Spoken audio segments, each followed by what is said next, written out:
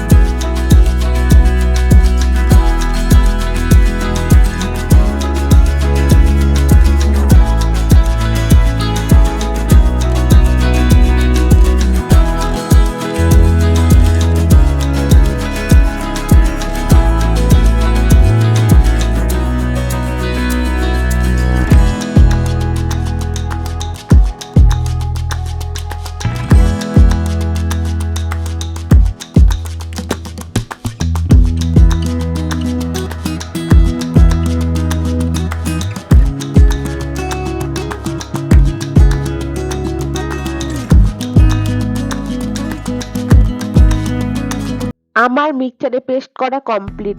দেখুন কতটা সুন্দর হয়েছে। শিলে বাটা নাকি মিক্সচারে তা পাতে দিলে বোঝার কোনো উপায় নেই। সবশেষে কিছুটা সর্ষের তেল দিয়ে ভালো করে মিশিয়ে নেব। রেসিপিটা ভালো লাগলে চ্যানেলটাকে সাবস্ক্রাইব করে পাশে থাকার অনুরোধ রইল। গরম ভাতের সাথে এত সুন্দর একটা রেসিপি থাকলে নিমেষেই এক থালা ভাত উধাও হয়ে যাবে। আজকের মতন এই পর্যন্ত। দেখা হচ্ছে পরবর্তী কোনো রেসিপি নিয়ে। ধন্যবাদ।